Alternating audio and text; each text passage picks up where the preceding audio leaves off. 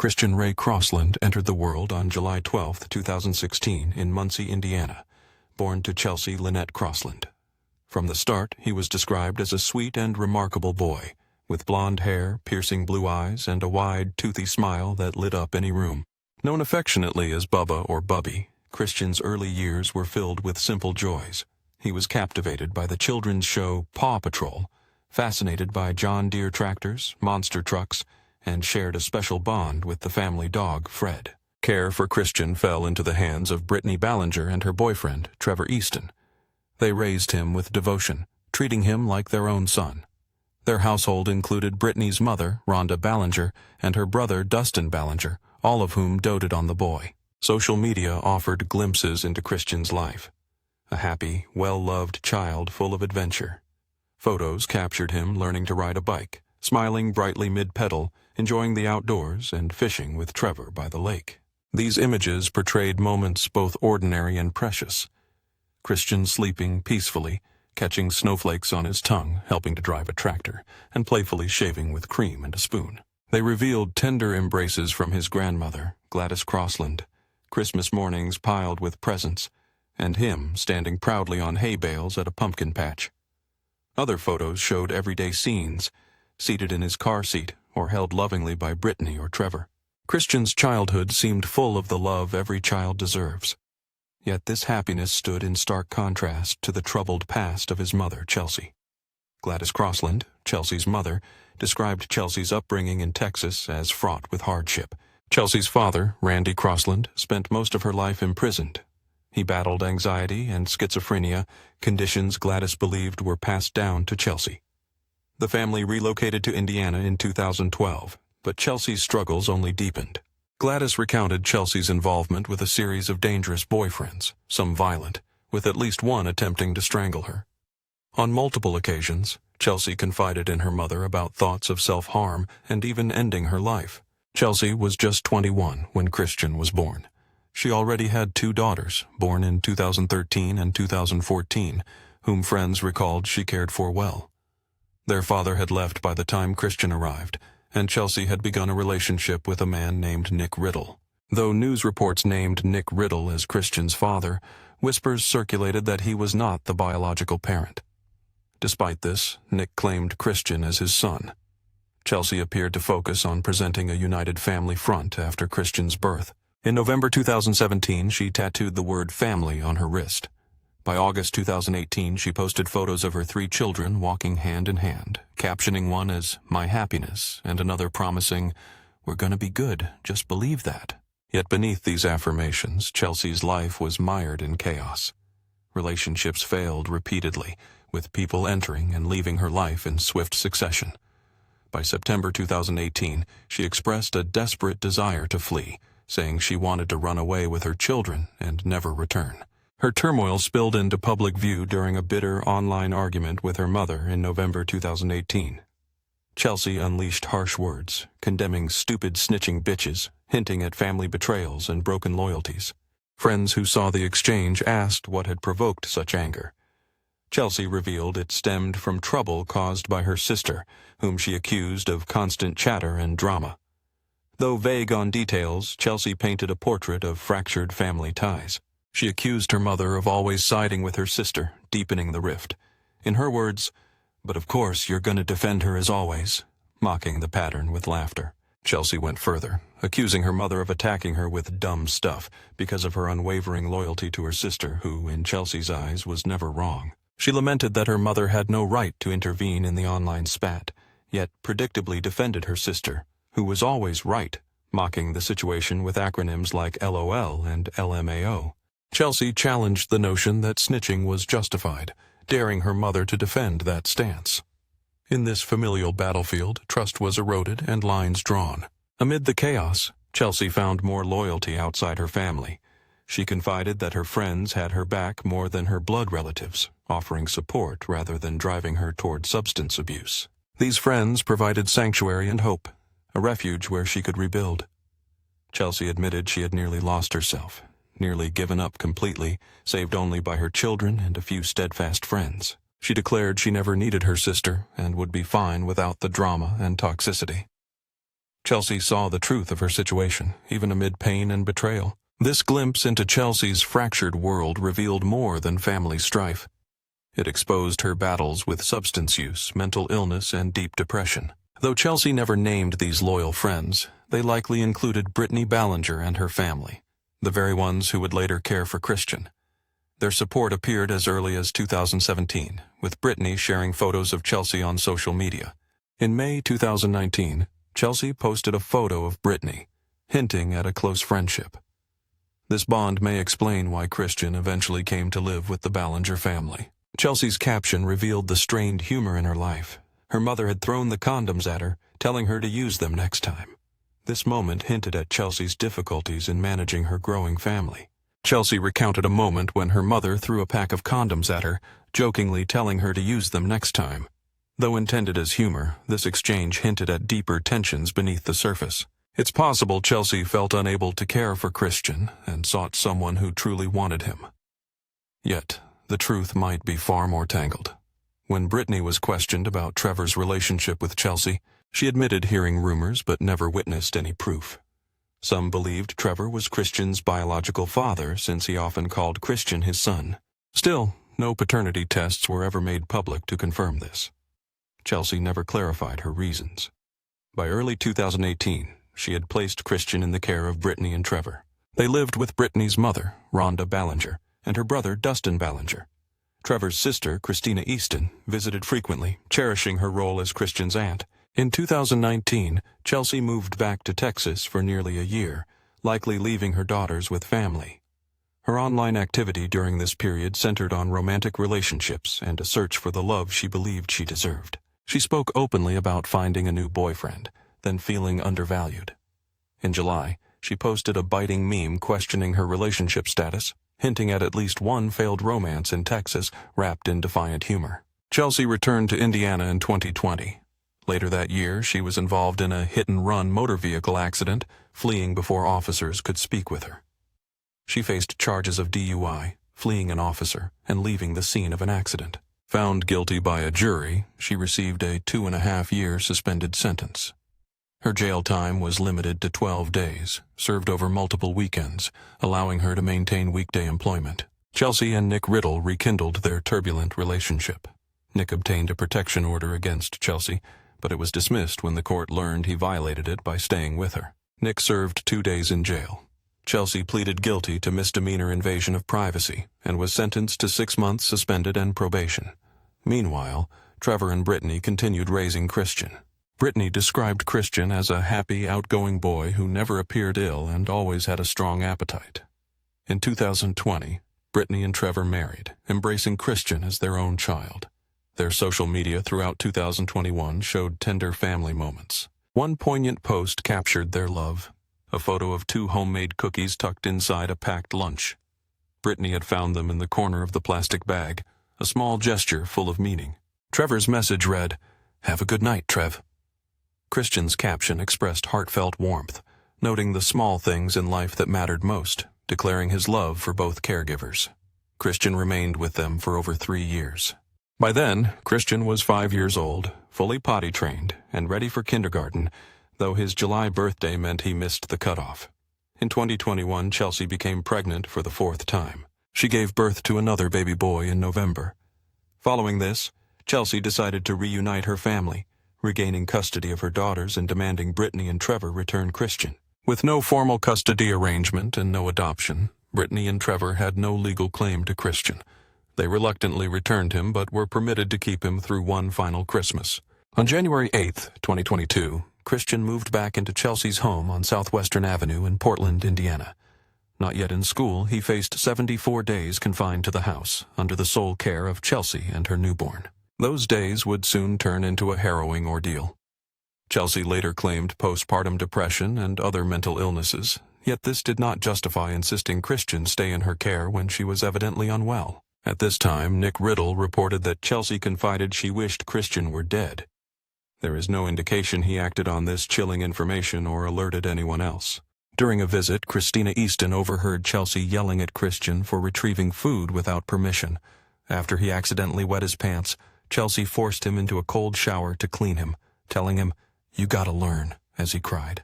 On February 8th, Chelsea's mother, Gladys Crossland, visited for her birthday and claimed Christian appeared fine, showing no signs of distress. Nick visited in early March and also observed a happy, smiling Christian. Approximately a week later, Brittany Ballinger and Christina Easton attended a birthday party at Chelsea's home, but did not see Christian. When questioned, Chelsea said he was being punished in his room for misbehavior. While the adults noticed nothing unusual, Christian's older sisters, aged 8 and 9, sensed a dark secret. Fear likely kept them silent as Chelsea subjected Christian to brutal punishments behind closed doors. She choked and hit him, withholding food for days. His younger sister revealed she secretly tried to feed Christian when their mother slept. Both sisters reported that Christian was so starved he resorted to eating his own waste in desperation. Eventually, Christian's fragile body could endure no more abuse. He stopped breathing. According to his 10-year-old sister, Chelsea spoke aloud, agonizing over what to do with his lifeless body. She watched as Chelsea retrieved a trash bag from the cupboard, seemingly ready to dispose of him. Then, in a sudden change of heart, Chelsea called emergency services. At approximately 11:30 p.m. on March 24th, Chelsea placed a 911 call, claiming Christian had slipped from the bathtub, fallen downstairs, and lost consciousness. Her voice wavered repeatedly, betraying either genuine emotion or a calculated attempt to appear distressed. She insisted she had tried everything and that Christian had not breathed for about an hour and a half before her call. EMS Director Kyle Gerlach arrived swiftly and found the boy lying in the upstairs bathroom. Christian was clad only in a diaper. His skin bore numerous bruises and blood stained his face. The prolonged lack of oxygen gave his complexion a chilling blue tint. Director Gerlach described him as severely emaciated. He had almost no flesh on his bones. The outline of his skeletal frame was visible beneath his skin. When Gerlach spoke with Chelsea, she claimed to have performed CPR for about 30 minutes before calling for help. Before proceeding, Gerlach asked Chelsea to sign an EMS form. He was taken aback by her signature, a casual scrawl of her first name accompanied by a smiley face. The officers who arrived alongside EMS noted this unsettling detail. As a sister of Christian wept softly in the background, Chelsea insisted that the boy's death was sudden and inexplicable. The responding officers immediately cordoned off the home, marking the first step in a grim investigation. Chelsea's resigned comment, anticipating a lengthy inquiry, did little to ease suspicions. Detectives called in the Indiana State Police after uncovering inconsistencies, particularly when they learned Chelsea had delayed calling for help despite the severity of Christian's condition. Prosecutor West Skeminar arrived at the scene and was confronted with a harrowing sight. Christian lay motionless on the bathroom floor, his body a stark image of neglect and suffering that would sear itself into Skeminar's memory. Skeminar later confessed that the image of the skeletal, battered child haunted him relentlessly, a pain unlikely to fade from his mind or those involved in the case. Meanwhile, Chelsea remained free while her other children were swiftly removed from her custody. In a public online outpouring, she expressed a fractured heart and desperate longing for her children's return. Her subsequent posts revealed a plea for spiritual support, insisting her children were fine and that the trauma was mutual, painting a picture of a mother clinging to hope amid chaos. She professed a profound love for her children, lamenting how their worlds had been shattered, praying for strength and reunion, words that seemed at odds with the grim reality surrounding Christian's death. Community members, disturbed by Chelsea's apparent detachment, rallied to mourn Christian. Shelley Pfeiffer and Vivian Pryor organized a vigil, moved by a shared sense of loss and the absence of a mother's visible grief. Shelley described Chelsea's public posts as cold and remorse-free, while Vivian emphasized the need for communal mourning, insisting that Christian deserved to be remembered and missed. Amid the mounting tension, Chelsea allegedly reached out to Brittany Ballinger, asking for prayers and confessing, in a whispered plea overheard by Christina Easton, that she had done something wrong and begged Brittany not to alert the authorities. Days later, on March 30th, Chelsea was arrested and charged with murder, felony neglect resulting in death, and child sexual assault. Held without bond in Jay County Jail, the revelation of the sexual assault charge ignited a wave of accusations attempting to implicate Trevor Easton, but these claims unraveled under scrutiny. Further investigation revealed a disturbing unrelated accusation. One of Chelsea's daughters accused her mother of abuse spanning 2 years. Prosecutors ultimately dismissed the sexual assault charges without prejudice, leaving open the possibility of future filings. Chelsea's murder trial, initially slated for September 2022, faced multiple delays before commencing in July 2023 under Judge Brian Hutchinson. Prosecutors painted a grim portrait of deliberate cruelty, alleging Chelsea systematically starved and tortured Christian over 74 agonizing days. In contrast, Chelsea's defense team, led by Public Defender Jacob Duncan and Chief Public Defender Brandon Murphy, contended that neglect, not intent to kill, was to blame. They framed Chelsea as a mother skeptical of medical intervention, whose failure to act resulted in tragedy.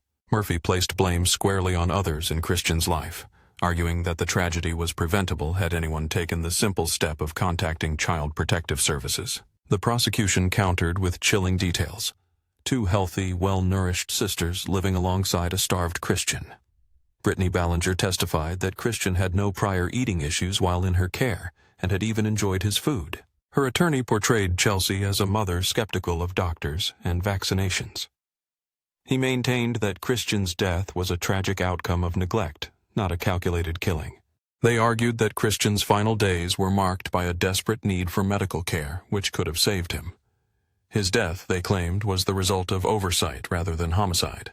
Chief Public Defender Murphy shifted blame to everyone else in Christian's life, condemning their failure to act. Not a single person had called Child Protective Services.